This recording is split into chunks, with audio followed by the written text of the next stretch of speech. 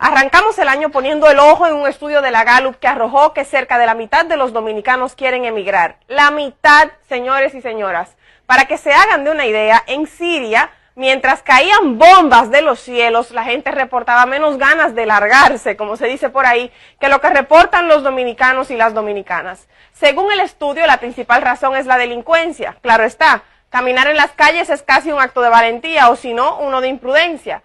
Quienes tienen vehículos suben a ellos con prisa y ponen seguros de inmediato. Las mujeres andamos abrazadas de nuestras carteras. Más de una familia ha tenido que sentarse con sus hijos a explicarle que si un atracador quiere su celular, no se tarde en entregarlo porque podría perder la vida.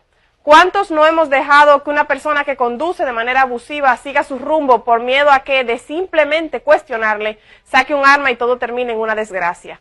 Las cifras son duras, sí, pero vivir la realidad es mucho, mucho peor. La delincuencia, como les decía, es la razón que encabeza la lista de ese estudio, pero no es lo único. Y el alto costo de la vida, por ejemplo, pagando impuestos, pagando hasta anticipos, para al final estarnos preguntando dónde se invirtió lo que se llevó la DGI. Escuelas públicas en condiciones óptimas. ¿Qué va? Si estamos entre los últimos lugares en educación en algunos estudios. De las cosas más básicas de la vida es transitar, por ejemplo. Claro que la mitad del país se quiere ir, si ni eso. A pie te atracan. La condición o las condiciones, mejor dicho, del transporte público parten el alma. Y si andas manejando, no te salva nadie de que un agente de tránsito se invente una multa para cobrarte por olvidarla. No hay forma. Estamos bajo secuestro en nuestros hogares. Y ahí no es cualquier secuestro tampoco. ¿Quién se atrevería a dormir tranquilo sin ponerle más de un pestillo a la casa?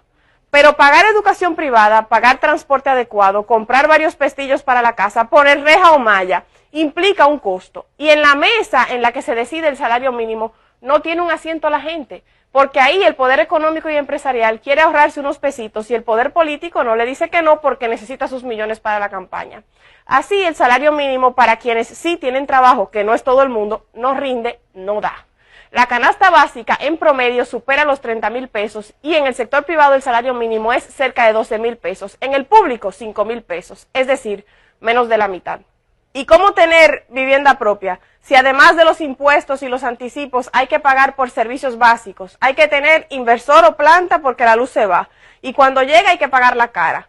Y lo del agua. El agua, señores, es algo tan básico. De los hogares que sí reciben agua potable, más de la mitad se pasa más días sin recibirla que recibiéndola.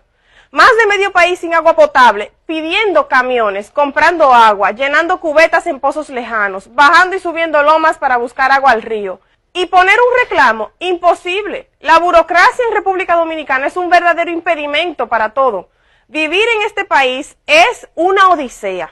Esta situación es terrible, definitivamente, pero quiero sobre todo resaltar la heroicidad de la gente, que se despierta cada mañana, sale a poner a funcionar su inversor, su planta, su bomba, lo que sea, y busca su agua, se alista, sale a trabajar mirando para atrás por si viene un atracador, deja primero a sus hijos en el mejor centro educativo que puede, llega a su trabajo, hace su mejor esfuerzo, paga sus medicamentos de su bolsillo, porque algunas aseguradoras se hacen las locas, como dicen por ahí, y mientras se frustra con las situaciones del tránsito o con las imprudencias en las vías, una emisora proyecta la voz de un periodista vendido, otro serio denuncia que las autoridades le escuchan las llamadas o le leen los mensajes y no pasa nada. En el Congreso no hay mayoría para aprobar las leyes que protegen a la gente, por eso no se aprueba la prohibición del matrimonio infantil, pero si se reparten unos billetes o unos carguitos, la Constitución se reforma rapidísimo.